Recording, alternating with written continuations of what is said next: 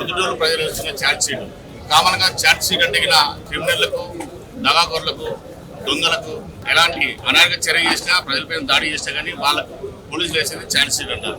కానీ ఇక్కడ పొద్దుటూరు ఎమ్మెల్యే శివప్రసాద్ రెడ్డికి పొద్దుటూరు ప్రజలు ఇస్తున్న ఛార్జ్ షీట్ ఇది. ఈరోజు చూస్తే కడప జిల్లాలో అందులో పొద్దుటూరులో బీసీలు అత్యధికంగా ఉన్నారు. దాదాపు 1,50,000 మంది బీసీలు ఉన్నారు. ఇక్కడ గతంలో 20 సంవత్సరాల కింద వరకు హత్య రాజకీయాలు నడిచేవి. కానీ 25 సంవత్సరాల కింద తర్వాత ఇప్పటి వరకు ఎక్కడ కానీ హత్య రాజకీయాలు నడిచే పరిస్థితి లేదు. ఈయన ఎప్పుడు ఎమ్మెల్యే అయినాడో, ఎమ్మెల్యే అయిన తర్వాత అధికారం ఎప్పుడు వచ్చిందో రాజమౌళి శివప్రసాద్ రెడ్డికి ఫస్ట్ అయిన 6 నెలలకే హత్య రాజకీయాలు స్టార్ట్ చేశారు. అది ఒక బీసీ లీడర్గా ప్రశ్నించేందుకు, ఆయన చేస్తున్న అరాచకాలను ఎత్తి చూపినందుకు పట్టపగలు నడిరోడ్డుపై అతి కిరాతకంగా నరికి చంపడం జరిగింది. అందులో ప్రధానంగా ఆ నందం సుబ్బయ్యను హత్య చేసిన విషయంలో వాళ్ళ భార్య ప్రధాన అభియోగము ఎమ్మెల్యే గారు బావమరిది పైన ప్రధాన అభియోగం చేయడం జరిగింది. కానీ ఇంతవరకు వాళ్ళ మీద ఎటువంటి యాక్షన్ లేదు. మేము ఈరోజు చెప్తున్నాం, బీసీలు అందరం కలిసి ఎమ్మెల్యేగా ఎన్నుకునింది బీసీలకు ఎక్కువగా ఉన్నారు కాబట్టి ఏదైనా ప్రభుత్వం తరపున రావాల్సి కానీ ఏమైనా కానీ భరోసాగా ఉంటారనే ఉద్దేశంతో ఈరోజు ప్రభుత్వాన్ని నిలబెడితే బీసీల పైన దాడు. ఈరోజు బీసీలు ఆస్తులు ఎప్పుడో వాళ్ళ పూర్వకాలంలో వాళ్ళ తల్లిదండ్రులతో అబ్బగారితో ఆస్తులు ఉంటే ఆ ఆస్తుల పైన కన్ను పడితే ఆస్తి ఇవ్వకుంటే ఆ బీసీ వ్యక్తికి సంబంధించిన భూమిని నువ్వు రాపిస్తావు, రాపివ్వంటే రాపియరు, నా భూమి నేను పెట్టుకున్నాను, నాకు గుర్తుగా ఉండాలి, నా బిడ్డలు కావాలంటే వాళ్ళ కొడుకు కేసు పెట్టి 2 నెలలు జైల్లో పెట్టడం జరిగింది. ఎన్ని బీసీలందరూ గమనిస్తున్నారు. అనేక రకాల వ్యాపారాలకు నిలయమై ప్రశాంతంగా ఉన్నటువంటి ఈ ప్రొద్దుటూరును ఈ 5 సంవత్సరాల కాలంలో అన్ని దందాలకు అడ్డాగా మార్చారు స్థానిక శాసనసభ్యులు. మట్కా, క్రికెట్ బెట్టింగ్, గుట్కా, దందాలు, భూ సెటిల్మెంట్, కబ్జాలు, ఒకటేమిటి ఎన్ని విధాల ఈ ప్రొద్దుటూరును భ్రష్టు పట్టించాలో అన్ని విధాలుగా భ్రష్టు పట్టించారు. బంగారు ప్రొద్దుటూరును క్రికెట్ బెట్టింగ్ ప్రొద్దుటూరుగా, దందాల ప్రొద్దుటూరుగా మార్చాడు. ముఖ్యంగా టెక్స్టైల్ పార్క్ ఆ రోజు హామీ ఇచ్చాడు. 2019 ఎలక్షన్ లో జగన్మోహన్ రెడ్డి ముఖ్యమంత్రి అయి తాను ఎమ్మెల్యే అయితే టెక్స్టైల్ పార్క్ ఏర్పాటు. ఇప్పుడు చేనేత కార్మికులు ప్రొద్దుటూరు నియోజకవర్గంలో దాదాపు 50,000 మంది ఉన్నారు. వాళ్ళందరికీ కూడా టెక్స్టైల్ పార్క్ ఏర్పాటు చేసి మీకు అండగా ఉంటారన్నాడు. గతంలో వరదరాజరెడ్డి గారు టెక్స్టైల్ పార్క్ వరకు 70 ఎకరాల భూమిని అక్వైర్ చేసి భూసేకరణ చేసిస్తే ఆ భూమిని జగనన్న కాలనీల పేరుతో అమ్ముకున్నారు కానీ అక్కడ టెక్స్టైల్ పార్క్ కట్టలేదు. చేనేతలను మోసం చేశారు. అదే విధంగా అక్కడ ఏదో టిట్కో ఇల్లు కడితే ఆ టిట్కో ఇళ్లను కూడా పూర్తిగా డిస్మాంట్లింగ్ చేసి ఆ భూమిని అంతా చేనేత కార్మికులకు భవిష్యత్తులో ఉపయోగపడకుండా, ఒకవేళ భూమి రూపంలో ఉంటే వాటినన్నిటి కూడా ఉపయోగపడకుండా జగనన్న కాలనీలకు అమ్మి టిట్కో ఇళ్ల మీద పెట్టిన పెట్టుబడి, గవర్నమెంట్ పెట్టుబడి అంతా 40 కోట్ల రూపాయలు దుర్వినియోగం చేసి ప్రజాధనాన్ని దుర్వినియోగం చేసేదానికి కారపడయ్యాడు. ఈ మధ్యనే టిట్కో ఇల్లు ఒక 10 రోజుల కింద ఎన్నికల ప్రచారం స్టార్ట్ అయిన తర్వాత కూడా పడగొట్టింటే మేమందరం పోయి ప్రెస్కు చెప్పి పేపర్లకు కూడా పంపించి సోషల్ మీడియాలో కూడా పెట్టడం జరిగింది. వైద్య రంగంపై గత ప్రభుత్వ హయాంలో వరదరాజరెడ్డి గారు ఎమ్మెల్యేగా ఉన్నప్పుడు 2004-2009 మధ్య 100 పడకల ఆసుపత్రిని జిల్లా వైద్యశాలగా 350 పడకల ఆసుపత్రి చేశారు. 350 పడకల ఆసుపత్రి చేసి ఆ ఆసుపత్రికి కావాల్సిన మౌలిక వసతులు కానీ, తర్వాత భవనాల నిర్మాణం కానీ ఎటువంటి సౌకర్యాలు లేకుండా గతంలో 350 పడకల ఆసుపత్రి చేసి ఏ విధంగా ఉందో ఈ రోజు కూడా ఆసుపత్రి దుస్థితి అదే విధంగా ఉంది. ఈ విధంగా ఆసుపత్రిలో చేసి ఆసుపత్రిలో ఎటువంటి అభివృద్ధి కూడా జరగలేదు. అదేవిధంగా మెడికల్ కాలేజ్ ఉంది, మెడికల్ కాలేజ్ తెస్తానన్నాడు. మెడికల్ కాలేజీ పులివెందులకు తరలిపోతుంటే ఇంత పెద్ద ప్రొద్దుటూరు జిల్లా కడప తర్వాత కడపలో రిమ్స్ ఉంది, హాస్పిటల్ ఉంది, రిమ్స్ కాలేజ్ ఉంది. పెద్ద వ్యాపార కేంద్రము కడప జిల్లాలో జిల్లా హెడ్ క్వార్టర్స్ తర్వాత అంత పేరు మోసేటి వ్యాపార కేంద్రంలో 350 పడకల ఆసుపత్రి ఇక్కడ ఉంటే ఇక్కడికి వైద్య కళాశాల తెచ్చేదానికి ఎటువంటి ప్రయత్నం చేయకపోగా మన కళ్ళ ముందరే ఆ వైద్య కళాశాల పులివెందులకు తరలిపోయింది. పోలీస్ స్టేషన్ లో సెటిల్మెంట్, ఏ విషయం వచ్చినా కూడా పోలీస్ స్టేషన్ లో సెటిల్మెంట్ జరగాల్సిందే. అసలు కేసు రిజిస్టర్ చేయాలంటే ఎమ్మెల్యే చెప్పాలా, ఎమ్మెల్యే బావమరిది చెప్పాలా, లేకపోతే ఎమ్మెల్యే వాళ్ళ అన్న చెప్పాలా. కేసు రిజిస్టర్ చేయకూడదనే కూడా వాళ్ళే చెప్పాలా, అరెస్ట్ చేయాలనే వాళ్ళే చెప్పాలా, సెక్షన్ తీసేయాలనే వాళ్ళే చెప్పాలా, సెక్షన్ ఆల్టర్ చేయాలనే చెప్పాలా. పోలీస్ స్టేషన్ లో లాస్ట్కి ఏం చేశారంటే వైఎస్ఆర్సీపీ పార్టీ కార్యకర్తలకు అడ్డాగా మారింది. ఎవరే కానీ పోలీస్ స్టేషన్కి పోయేదానికే లేదు. క్రికెట్ బెట్టింగ్లో ఆడుకునే వాళ్ళు కూడా అరెస్ట్ చేయాలనే వాళ్ళని అడిగి అరెస్ట్ చేయాలి, మట్కాడే వాళ్ళని అరెస్ట్ చేయాలనే వాళ్ళని అడిగి అరెస్ట్ చేయాలి. ఏది చేయాలన్నా కూడా ప్రశాంతతకు, నీతికి, నిజాయితీకి పోలీసులందరూ కూడా వాళ్ళ చెప్పు చేతుల్లో ఉండి పూర్తిగా ఈ ప్రొద్దుటూరును బెట్టింగ్ ప్రొద్దుటూరుగా మార్చారు. అన్నిట్లలో కూడా బెట్టింగ్ ప్రొద్దుటూరుగానే తయారైంది. గతంలో వరదరాజరెడ్డి గారు ఎమ్మెల్యేగా ఉన్నప్పుడు పోలీస్ స్టేషన్ అంటే ప్రజలను రక్షించేదానికి, ప్రజారక్షణ కొరకు పోలీస్ స్టేషన్లు రాజ్యాంగబద్ధంగా ఏర్పాటు చేసి వాటిని తమ సొంత రక్షణ కొరకు తమ ప్రత్యర్థులను హింసించడానికి కొరకు తయారు చేశాడు. ఈ విధంగా ప్రసాద్ రెడ్డి గారిని అడుగుతున్నాం మేము, అయ్యా ఇదే నీ పరిపాలన? 5 సంవత్సరాలు పరిపాలించినావు. జగనన్న ముఖ్యమంత్రి అయితే సంవత్సరానికి 500 కోట్లు తెస్తాను, నాకు మంత్రి పదవి కూడా వద్దు, సంవత్సరానికి 500 కోట్లు తెచ్చారు, తెస్తాను, 2500 కోట్లు తెచ్చి ప్రొద్దుటూరును అభివృద్ధి చేశాను. ఇంతవరకు ఎటువంటి అభివృద్ధి చేయలేదు. గత ఎన్నికల్లో నువ్వు చెప్పిన వాగ్దానాలని బూటకపు వాగ్దానాలు, వాటినన్నిటినీ ప్రజలకు తెలియజేస్తూ నీ మీద ఒక ఛార్జ్షీట్ రిలీజ్ చేస్తున్నాము. ఖచ్చితంగా ఈ ఎన్నికల్లో ప్రజలు నీకు తగిన గుణపాఠం చెప్తారని. రాచమల్ల శివప్రసాద్ రెడ్డి 2 సార్లు ఎమ్మెల్యేగా గెలిచి ఒకసారి ప్రతిపక్షంలో ఒకసారి అధికార పక్షంలో పనిచేస్తూ ఉన్నారు. అధికార పక్షంలో ఆయన ప్రొద్దుటూరు పట్టణ అభివృద్ధి ఏ మాత్రం చేయకుండా అతని ఆస్తులు పెంచుకునేదానికి, అతని వర్గీయుల ఆస్తులు పెంపొందేదానికి, ప్రొద్దుటూరును సర్వనాశనం చేసేదానికి కంకణం కట్టుకొని పనిచేస్తూ ఉన్నారు. చుట్టుపక్కల పల్లెలు అయితేనేమి, ప్రొద్దుటూరు పట్టణం అయితేనేమి నిరుద్యోగ సమస్య బాగా పెరిగిపోయినా పట్టించుకునే నాదుడు లేడు. గృహ కార్మికులు ఇసుక కరువు అయిపోయి మద్యం రేట్లు పెరిగిపోయి చాలా అవస్థలు పడతా ఉంటాయి. మనం పట్టించుకోవాలి. కూరగాయల మార్కెట్ వ్యాపారస్తులు, కూరగాయల మార్కెట్ ప్రొద్దుటూరుకు సెంటర్ లో ఉండేది, అందరికీ అందుబాటులో ఉండేది. ఆ కూరగాయల మార్కెట్ లో వరదాడి గారు ఎప్పుడో ఆధునీకరణ చేయాలా, 2 సార్లుగా నేను మార్కెట్ ఆధునీకరణ చేసి మీకు ఇస్తాను అని చెప్తే ఆ రోజుల్లో ఇదే రాజమౌళి ప్రసాద్ అడ్డబడి కూరగాయల మార్కెట్ ఇక్కడే ఉంచాలా, తీసేసేదానికి లేదని చెప్పి ఈయన ఎమ్మెల్యే అధికారంలోకి వచ్చిన తర్వాత ఒక్క నోటీస్ లేకుండా, ఒక వ్యాపారస్తులకు చెప్పకుండా దౌర్జన్యంగా మిషన్లు పెట్టి పగలగొట్టి అక్కడ 200 మంది వ్యాపారం చేస్తా ఉంటే తాత్కాలిక మార్కెట్ పేరుతో 500 బండలు 500 రూములు కట్టించడం జరిగింది. 200 ఉండే మార్కెట్ 500 చేసినాం. ఎవరికి ఇచ్చినాం? 500. 200 మంది వ్యాపారస్తులు ఉంటే 500 చేసినాం. ఎవరికి ఇవ్వాలి? వ్యాపారస్తులకే ఇవ్వాలా, లేకపోతే ఎవరైనా దాంట్లో గుమాసాలు ఉంటే ఇవ్వాలా, ఎవరికైనా ఇవ్వాలా? నువ్వు అమ్ముకునే దానికి అదేమన్నా మీ నాయన జాగిరా, మీ పెద్దల జాగిరా? ప్రజలకు ఉపయోగపడే కూరగాయల మార్కెట్ మున్సిపాలిటీకి సంబంధించింది, గవర్నమెంట్ కు సంబంధించింది. పగలగొట్టేసి కొత్త కూరగాయల మార్కెట్ టెంపరీగా కట్టి 500 రూములు కట్టి అది ఎవరికి ఇవ్వాలయ్యాను? ప్రొద్దుటూరులో ప్రజలు ఎవరైతే మా కూరగాయలు అమ్ముకుంటారో వాళ్ళకి ఇవ్వాలా. నువ్వు ఇష్టం వచ్చినట్టుగా రూములు 5 లక్షలకు అమ్ముతావు, 10 లక్షలకు అమ్ముతావు. ఏదైనా కూరగాయలు అమ్ముకునేదానికి ఒక బండ ఇస్తే 3 లక్షలు 4 లక్షలకు అమ్ముతావు. కోట్ల రూపాయలు, 10 కోట్లు 12 కోట్ల రూపాయలు దాంట్లో సంపాదించుకొని ఆ దర్గా అభివృద్ధికి అని చెప్పి ఒక 40 లక్షలు 30 లక్షలు ఇచ్చి నేను ఇచ్చినా అని చెప్పుకుంటావా? ముస్లింలకు నేను మేలు చేసినానంటావా? మసీదులకు నేను చందా ఇచ్చినా అంటావా? నువ్వు ఇదంతా దోచుకునేంత ఎవరు చెప్పాలా? ఇదంతా చెప్పవా? ఈ కూరగాయల మార్కెట్లో 300 అదనంగా 300 రూములు నువ్వు బండలు కట్టి నువ్వు ఎవరికి ఇచ్చినావు? అమ్ముకున్నావు. అందరూ కొనుక్కుంటున్నంతా చెప్తున్నారు మాకు అమ్మినాడు, మాకు ఇచ్చినాడని. బండ 6 లక్షలు, రూమ్ 10 లక్షలు ఇట్లా అమ్మి నువ్వు డబ్బు చేసుకున్నావు. ఏదైనా దర్గాకు ఒక 5 లక్షలు 2 లక్షలు ఇంకొకటి ఏదైనా కట్టాలంటే కొంత ఇచ్చి నేను దానికి ఇచ్చినా దీనికి ఇచ్చినా అని గొప్పలు చెప్పుకుంటున్నావు. 1 కోటి రూపాయలు ఇస్తానని చెప్పినావు దర్గాకు. ఎంత ఇచ్చినావు? 47 లక్షలు ఇచ్చినావు. ఆ దర్గా పని నిలబడిపోయింది.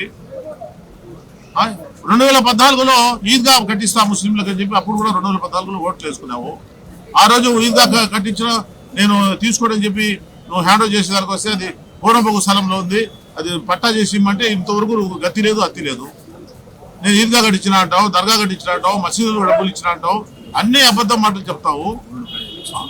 గోల్డ్ ప్లాజా అక్రమంగా భారత్ వాళ్ళ దగ్గర కట్టించి నువ్వు వ్యాపారస్తులంతా ఆడికొచ్చి రూములు కొనుక్కోమని చెప్పి అది 36 సెంట్లు ప్రభుత్వ భూమి ఉందని తేలింది. ఆర్డీఓ గారు, కలెక్టర్ గారు కూడా ప్రభుత్వ భూమి దాంట్లో ఉంది అని చెప్తున్నారు.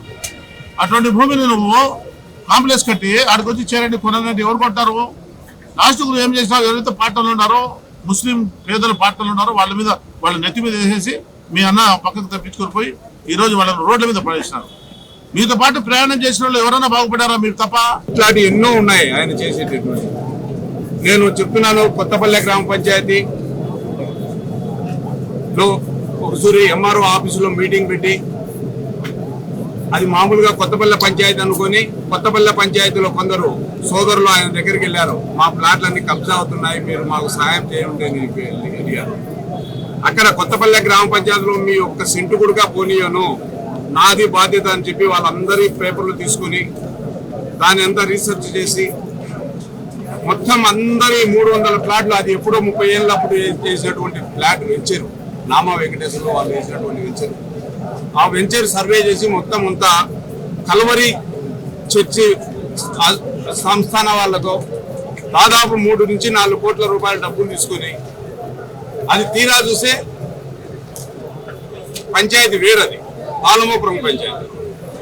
ఆ పంచాయతీలో కల్వరి చర్చికి 3 కోట్ల రూపాయల డబ్బులు తీసుకొని అక్కడ ఉన్నటువంటి 300 మంది ఫ్లాట్లు కొన్న వాళ్ళందరికీ వాళ్ళకి ఇబ్బంది పెట్టి ఇచ్చాడు అనమాట.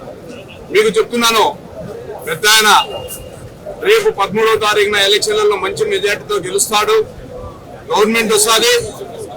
అక్కడ ఉన్నటువంటి వెంచర్లో చేసుకున్నటువంటి సోదర సోదరీమణులకు మేము దగ్గర ఉండి లింగాపురం దగ్గర ఉన్నటువంటి ప్లాట్లలో వాళ్ళకు దగ్గరుండి ప్లాట్లు ఇప్పిస్తామని చెప్పి మీ ద్వారా మేము తెలియజేసుకుంటున్నాము. ఖచ్చితంగా వాళ్ళకు న్యాయం జరుగుతుంది. మీరందరూ కలిసి రేపు 13వ తారీఖున గౌరవ వరదరాజరెడ్డి గారికి సైకిల్ గుర్తుకు వేసి అఖండమైనటువంటి మెజార్టీతో గెలిపించండి. ఈయన అరాచకాలకు అడ్డుపడదాం, ప్రతి ఒక్కరూ అడ్డుపడదాం ఈయన అరాచకాలకు.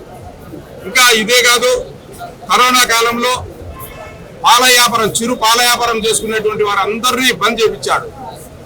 వాళ్ళందరినీ బంద్ చేయించి శ్రీనిధి వారితో ఒప్పందం చేసుకొని వాళ్ళతో డబ్బులు తీసుకొని ఇక్కడ ఇలా చిన్న పాల వ్యాపారస్తులు అందరినీ ఇబ్బంది కూడా పెట్టినాడు. ఇలాంటి ఎన్నో ఉన్నాయి ఆయన చేసేటువంటి. ఇదే కాదు, మా ద్వారా ఎప్పుడు ఈ రోజు మీకు పబ్లిక్ గా చెప్తున్నాను, నా ద్వారా ఒక అబ్బాయి నేనే నా చేతులతోనే అమృతానగర్ లో ఒక హాస్టల్ ఉంది, బీసీ హాస్టల్లో ఉద్యోగం ఇప్పిస్తానని చెప్పి ఆ అబ్బాయితో 8 లక్షల డబ్బులు తీసుకున్నాడు. 8 లక్షల డబ్బులు తీసుకొని 5-6 నెలల తర్వాత ఆయన ఇంటి దగ్గరికి పోయి అడిగితే, నువ్వు బేల్దారి పని చేసుకోపో, అక్కడ నేను చెప్తాను, ఒక మేస్త్రికి చెప్తానని అన్నాడు. ఆ అబ్బాయి తిరిగి ఇంటికి వచ్చి 2 రోజులు ఏడ్చి నా దగ్గరకు వచ్చారు. వాళ్ళందరూ కుటుంబ సమేతంగా అంతా వచ్చి నాకు చెప్తే, నా ద్వారా మీరు 8 లక్షల రూపాయలు డబ్బులు ఇచ్చారు, ఆయనకు ఇచ్చినారు, మీరు మర్చిపోండి, నేను మీకు నా ద్వారా ఇచ్చారు కనుక నేను 8 లక్షలు ఇస్తా, ఒక వారం తట్టుకోండి అని చెప్పాను. వారం దాకా ఉండకుండా ఆ అబ్బాయి ఏడ్చి 2 రోజులకే చనిపోయాడు. ఈ బాధతోనే ఇప్పుడు చెప్తున్నాను మీకు పబ్లిక్ గా, ఈయన చేసినటువంటి అరాచకాలు ఎన్ని ఉన్నాయంటే. ఆ అబ్బాయి చనిపోతే 2 చిన్న పిల్లలను సాగలేక వాళ్ళు ఇబ్బంది పడతాంటే ఈ రోజు ఆ 8 లక్షలు కూడా అతను చనిపోయిన వారం 10 రోజుల కల్లా నేను ఇచ్చాను. నేను ఎంత కష్టపడి ఇచ్చాను. ఆ అబ్బాయి చదువుకునేదానికి ఇప్పుడు శ్రీ చైతన్య విజయవాడలో చదువుతున్నాడు. నాకు కూడా ఆ పాపం చుట్టుకుంటాదనే ఉద్దేశంతోనే ఆ అబ్బాయిని కూడా చదివించడం జరుగుతుంది. నాకు చేతనంత వరకు ఫీజులు కట్టడమో లేదా ఎప్పుడైనా కానీ 20,000 కానీ 30,000 కానీ నా సహాయ సహకారాలు చేస్తున్నాను. ఇలాంటి ఎన్నో ఉన్నాయి ఆయన చేసినటువంటి అరాచకాలు. ఇదే కాదు, మేము అధికార పార్టీలో నువ్వు ఎమ్మెల్యేనా ఉంటే నిన్ను 1 రూపాయి కూడా డబ్బులు అడగకుండా నేను సర్పంచ్గా నేను సొంతం గెలుచుకున్నా. నేను గెలుచుకున్న సర్పంచ్ను కూడా నేను గెలిచిన 6 నెలల నుంచి నన్ను ఇబ్బంది పెట్టాలనే ఉద్దేశంతోనే ఒక్కొక్కరికి 8 లక్షల రూపాయలు డబ్బులు ఇచ్చి మా వార్డు నెంబర్ వీధుల్లో వాళ్ళకి ఆశ ఎర్ర చూపి 8 లక్షల రూపాయలు ఇచ్చి ఒక్కొక్కరిని కొని 13 మందిని కొని నన్ను ఇబ్బంది పాలు చేయాలని చూసాను. లాస్ట్కి ఏం చేశావు? నువ్వే అబాసు పాలైనావు. ఒక వార్డు నెంబర్ చనిపోతే ఆ వార్డు నెంబర్లో నిన్ను వచ్చి అడగాల, నా దగ్గర ఉండాలా, నా పంచన ఉండాలని నీ హుకుం జారీ చేస్తే నిన్ను నేనేంది అడిగేదనే ఉద్దేశంతోనే ఎవరినన్నా పెడితే ఇబ్బంది పెడతావని చెప్పి మా అబ్బాయిని మా కొడుకునే పెట్టాను. మా కొడుకుని పెట్టి అక్కడ ఆ వార్డులో నువ్వు 4,50,00,000 రూపాయలు ఖర్చు పెట్టావు. ఒక వార్డు నెంబర్కు 100 కోట్ల రూపాయల దాకా పందాలు కాసావు. ఏం చేసుకున్నావు? లాస్ట్కు ఓడిపోయినావు. ఎమ్మెల్యే నీ సరంగం అంతా మట్కా గుట్కా బిస్కెట్ ఆకులు ఆడేవాళ్ళు, క్రికెట్ బెట్టింగ్ ఆడేవాళ్ళు, వైఎస్ఆర్సీపీకి సంబంధించినటువంటి నియోజకవర్గంలో ఉన్నటువంటి అందరినీ తిప్పి పంపించావు. నువ్వు ఏమి చేసుకోలేకపోయినావు. 1 ఓటుకు 47,000 రూపాయలు లెక్క ఇచ్చి కూడా నువ్వు తెచ్చుకోలేకపోయినావు. ప్రజలారా గుర్తించుకోండి, ప్రొద్దుటూరు నియోజకవర్గ ప్రజలారా, ఈయన దాదాపు 5,000 రూపాయల డబ్బులు కూడా ఇచ్చేదానికి సిద్ధంగా ఉన్నాడు. ఎందుకు అంటే అదేం కష్టపడి సంపాదించిన డబ్బు కాదు, అక్రమార్జనలో సంపాదించినటువంటి డబ్బే. మీరు ఆ డబ్బులు తీసుకోండి, పార్టీలకు తీసుకోండి, అందరూ మన డబ్బు మనం తీసుకోండి. కానీ మంచి వ్యక్తికి, పెద్ద ఆయన వరదరాజరెడ్డికి ఓటేసి గెలిపించండి. మన ప్రొద్దుటూరు అభివృద్ధిని కాపాడదాం. మన ప్రొద్దుటూరు ప్రజల యొక్క వ్యాపారస్తులను అందరినీ కాపాడుకుందాం. ముఖ్యంగా టీడీపీ ఛాన్సింగ్ రాచమల్లు కాదు, ఇక్కడ ఆర్పీకే ఇంకొక పెద్ద గజ దొంగ నేలే ఏం మర్చిపోయినారు స్వామి. ఆయనే నెంబర్ 1 గజ దొంగ ప్రొద్దుటూరికి. ఒకతను శ్రీరామచంద్రుడు, ఒకతను అధికార పార్టీ ఎమ్మెల్యే, ఒకతను నాకేమీ తెలియదన్న. ఇది వాళ్ళ ఆర్బీకే ఒక స్టోరీ. ఈ రోజు పొద్దుటూరు పట్టణంలో ఆర్బీకే టీం చెయ్యని దౌర్జన్యాలు లేదు. ఎవరన్నా మహిళలు భార్యాభర్త గొడవ వచ్చి ఇంటి దగ్గరికి పోతే ఫస్ట్ మాకెంత ముడుపు, సాఫ్ట్వేరా అమెరికా కేసా, చిన్న కేసు అయితే డీల్ చేయరు సారు, పెద్ద కేసు అయితే అమెరికాలో ఉన్నారంటే డీల్ చేస్తారు. డైరెక్ట్ పేరు చెప్తాంట, గబ్బిరెడ్డి నాగిరెడ్డి ఎక్స్ కౌన్సిలర్ కూతురు. భార్యాభర్తలు విడాకులకు పోతే అతను నెల్లూరు జిల్లా, ఈమెది మన ప్రొద్దుటూరు కోటవీధి, 24 లక్షలు తీసుకున్నాడు. పంచాయతీ చేస్తామ్మా అని నేనని, పోలీసులకు ఇవ్వాలని. అది ఆ పాప ఏమన్నా డబ్బులు తీసుకున్నారు, కేసు కట్టలే, ఏం కట్టలేదంటే దానివల్ల ఒక ఎస్ఐని ఒక సిఐని ట్రాన్స్ఫర్ చేయించినాడు. సరే ఆ పాప ఏర్చుతా ఇంటి దగ్గరికి పోతే పొట్లం తీసి కొట్టే ముఖం మీద, పొట్లంలో 4 లక్షలు ఉంది. ఆ పాప ఏర్చి బెంగళూరు పోయింది. ఇది నిజం కాదా? ఇది ఒకటి. అంటే మహిళల గురించి చెప్పాలంటే ఇది ఒకటి. ఇంకా గుట్కా ఎవరో శెట్టి గారు వాళ్ళు వీళ్ళు వ్యాపారస్తులు చిన్న వ్యాపారం మాదిరి చేసుకుంటారు పొద్దుటూరులోగా కొందరు. దానికి ఈయన నాయకత్వం వహించి గుట్కా కంపెనీ గుట్కానే స్వహా చేసుకున్నాడు. రూట్ తెలుసుకున్నాడు. ఫస్ట్ గుట్కా వాళ్ళ ఇంటి దగ్గరే పెట్టి పోలీసు వాళ్ళని గుప్పెట్లో పెట్టి వ్యాపారం చేసినాడు. గుట్కా వ్యాపారం ఎవరన్నా పక్కన వాళ్ళ దగ్గర కొంటే కేసు కడతారు, వీళ్ళ దగ్గర కొంటే కేసులే, ప్లస్ వీళ్ళది రేట్ ఎక్కువ. గుట్కా స్టోరీ అయిపోయాయి. మటకా అనేది ఇంకా మీకు తెలుసు. క్రికెట్ కౌన్సిలర్ లేదు, వైస్ చైర్మన్ లేదు, పోలీస్ టోటల్ బాస్. ఎవరైనా ఇతను ముడుపులు ఇవ్వాల్సిందే. నిన్న లేక మొన్న కౌన్సిలర్ పేరు వద్దు, 2 టౌన్ పోలీస్ స్టేషన్ లో వేసినారు. ఏదో పార్టీ మారుతాడంటే మళ్ళా జై అని తిరుగుతాడు సారమ్మడి. పాత మార్కెట్ లో 10 కోట్లు సంపాదించినాడు. పాపం ఎండకు అమ్ముకునేటోళ్ళు పండకింత 3 లక్షలు 10 లక్షలు. దీన్ని ఒక బీన్ అడిగితే నాకేం తెలియదమ్మా, నాకు దాని గురించే తెలియదు, నేను ఓన్లీ కన్స్ట్రక్షన్ హోల్డరే అంటాడు. మరి ఈ 10 కోట్లు ఎవరే తినారన్నా లెక్క చెప్పు.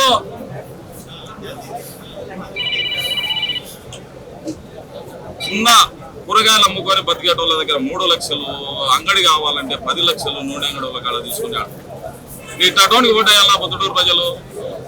ఈరోజు మళ్ళా వాళ్ళకు మున్సిపాలిటీలో ఒకటి మీటింగ్ పెట్టి పాస్ చేసి కుక్కకు పూర్వం పిల్లల మన వ్యవసాయం పెడితే మా కుక్క బుచ్చు కుక్క అచ్చు కుక్క అని ట్యాగ్ అంటే మార్కెట్లో సారీ కూరగాయల మార్కెట్లో ఏం వ్యాపారస్తులు నా మీద బాధపడకూడదు ఈ వర్డు మాట అని ఒక ట్యాగ్ వేసినాడు. మీకే రూమ్లని అన్నా వ్యాపారస్తులారా, మార్కెట్ వ్యాపారస్తులారా, మీకు మరికి రూమ్ రాదు, అది శాశ్వత కన్స్ట్రక్షన్. మీరంతా మళ్ళా బేరం సపరేటు. గుర్తుంచుకోండి, అతనికి ఓటేస్తే మళ్ళా డబ్బు కట్టాల్సిందే మీరు కప్పం. గుర్తుంచుకోండి. ఇంకా పొద్దుటూరులో కన్స్ట్రక్షన్లు కట్టాలంటే అయిపోయా.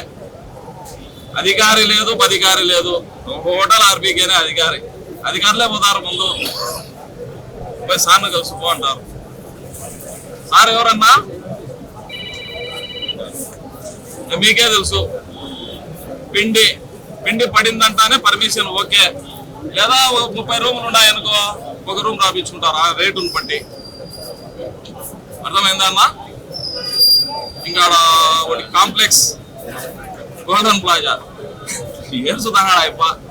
ఏం గవర్నమెంట్ స్థలం 33 సెంట్లు టీకేటీలు ఎట్ట కడతారన్న? అధికారులకే కళ్ళు పైన 10 కోట్లు ఎత్తినాడు అన్న శ్రీరామచంద్రుడు అన్న. కరోనాలో పని చేసినాడంట. ఎవరు లెక్క ఇచ్చినాడు? కరోనా వాళ్ళ ఇంట్లో ఇచ్చినాడు. వాళ్ళ ఆయన ఏమన్నా జమీందారా? మేము రాజకీయాలకు రావాలని ఉత్సాహంగా ఉన్నాం చూడు. అటోళ్ళకి నీకు టికెట్ అని ఎగ్జాంపుల్ మా వాటిలో పాప కేఎంఆర్ ట్రావెల్స్ అధినేత మున్రెడ్డి అని ఉన్నాడు అన్న. నీకు టికెట్ అన్నాడు. అన్నకు కొంత రాజకీయాలకు రావాలని ఉత్సాహం రెడీ ఉన్నాడు. వాస్తవంగా నాకు టికెట్ ఇవ్వాలి. గతంలో ఫ్లో లీడర్ గా పనిచేసినా మీ అందరికీ తెలుసు. నీకు టికెట్ అంటే అన్న ఆవేశపడి పోటీకి ఖర్చు పెట్టాడు. పాపం 5 లక్షలు కరోనాలో పంచినాడు. ఇట్లా అందరికీ లెక్క ఇవ్వజేసిన ఈయన జోలో అదేమీ ఇలా రంజాన్ తోప కానీ ఇఫ్తార్ కానీ ఇంకోటి కానీ ఇంకా ముఖ్యంగా మీ విలేకరుల గురించి చెప్పాలంటే పాపం చిన్న ప్రాణం. మీరు మిమ్మల్ని పెట్టని హింస లేదు. ఈ రోజు ఒక మ్యాటర్ కొట్టారంటే ఒక ఆయన ఉన్నాడు, ఒక ఆయన మొత్తాన్ని పేపర్లు చూస్తాడు. ఏరా నాయన న్యూస్ రాసినావు ఏం ఎట్టెట్టు అంటాడు.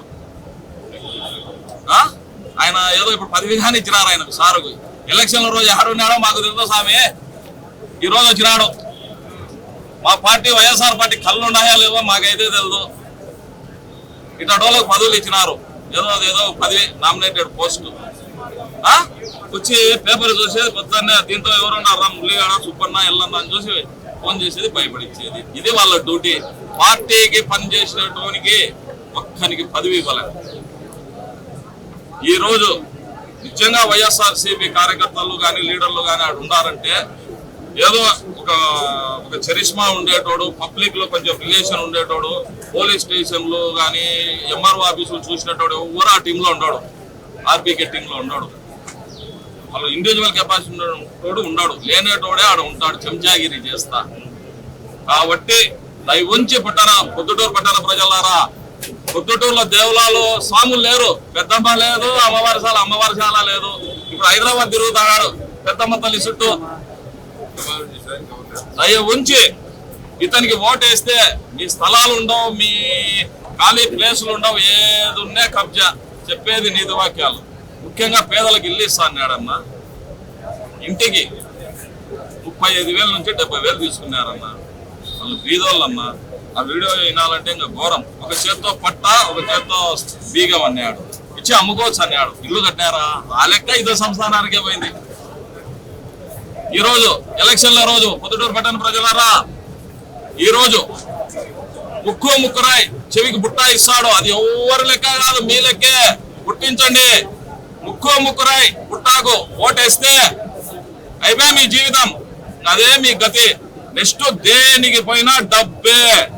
ఆలోచన చేసి అతని మాటలు నమ్మి మోసపోవాకండి. దయ ఉంచి పెద్ద ఆయన నంద్యాల వరదరాజరెడ్డిని కల్పించవలసినదిగా కోరుతున్నాను.